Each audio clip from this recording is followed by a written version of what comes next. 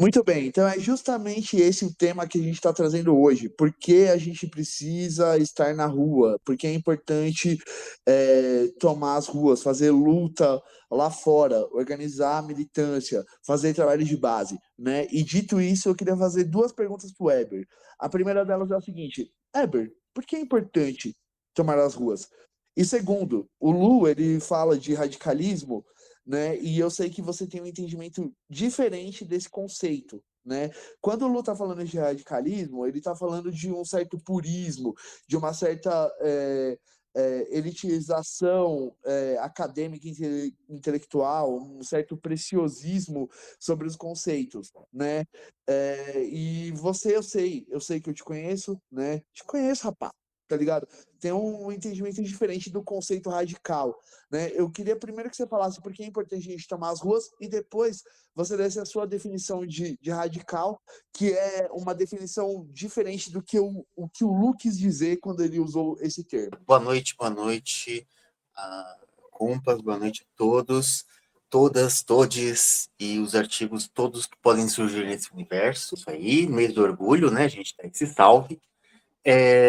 Bom, começando pelo primeiro ponto, né? Por que a gente precisa ir para a rua? Se a gente for pensar nas nossas pautas de curto alcance, a gente está num cenário em que a gente tem hoje um governo progressista, refém de um Congresso não só de direita e extrema-direita, mas também extremamente corrupto e corrompido.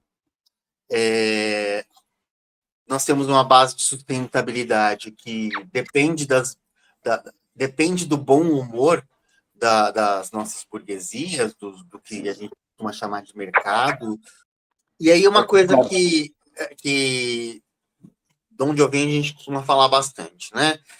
Não dá para você servir a dois senhores antagônicos simultaneamente. E a gente tem a terceira vez que o Lula chega à presidência, é a quinta vez que a gente tem um presidente de esquerda ou centro-esquerda no poder. E em todas essas vezes, o mínimo que se conseguiu fazer foi na base de muita concessão e de concessão pesada. E tudo isso que a gente conquistou nesses primeiros 4 governos e meio, por exemplo, foram perdidos com 5 canetadas do golpista. Não dá para servir esses dois senhores simultaneamente. Um governo de esquerda só pode defender do povo. O povo tem que estar na rua mobilizado, consciente, para pressionar as mudanças que precisam acontecer. E aí a gente tem 2 exemplos aqui na América Latina, que a gente não precisa viajar pela história. A gente pode olhar para o Chile hoje, para a Colômbia hoje. A gente tem o Boric que concedeu, concedeu, concedeu, concedeu, e muito provavelmente vai perder para a extrema-direita no próximo governo. A esquerda perdeu toda a credibilidade no país, e embora muitas pessoas culpem a Constituinte que foi tentada, não foi só isso. Isso também foi um tiro no pé muito grande, não pelo que tinha nessa Constituinte, mas como foi pela ausência de trabalho de base para você levar essa Constituinte à frente. Né? Esquerda precisa ser trabalho de base.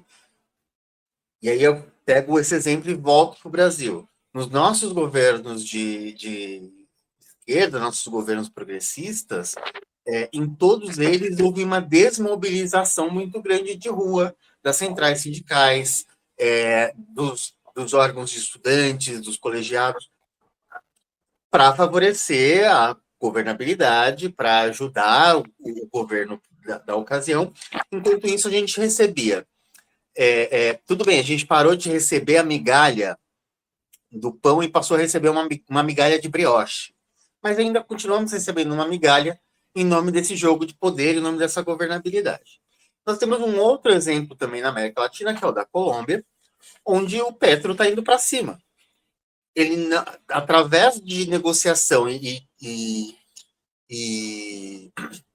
republicanismo, ele não conseguiu avançar as reformas importantes para o povo. E ele tem mobilizado o povo a seu favor.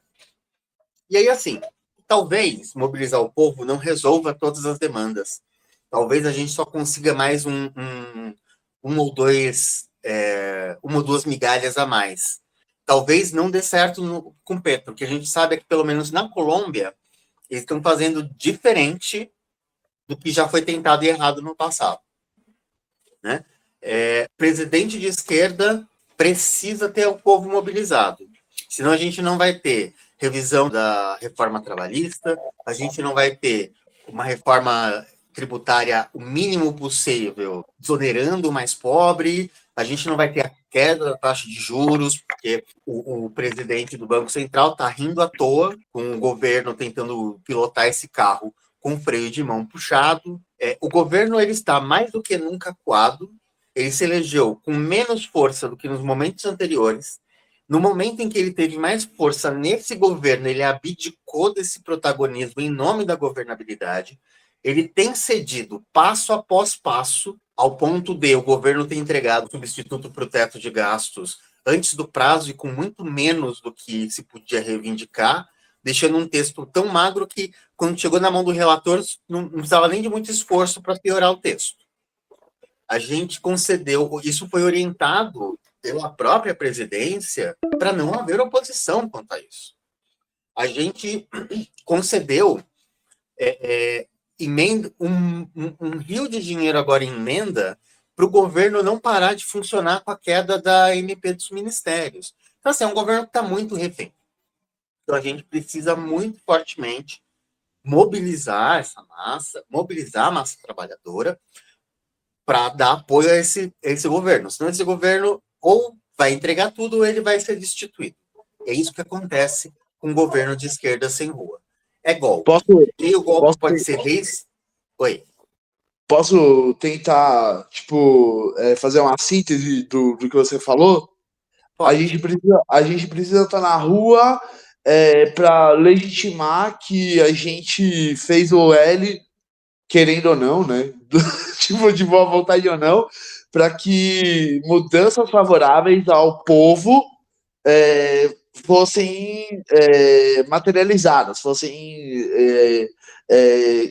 criadas de fato. E elas não estão acontecendo do jeito exato que a gente imaginava que elas iam acontecer. Então a gente precisa colocar a gente na rua para que essas demandas, né, essas exigências que são favoráveis ao povo tenham legitimidade através da manifestação popular. É isso que você está querendo dizer? Eu só corrigiria um ponto. Não é o que a gente... Não é que não está indo na velocidade que a gente gostaria. É que estão indo na direção contrária do que a gente gostaria. Nesse momento, a agenda que a gente elegeu está indo na direção contrária em muitos dos seus aspectos.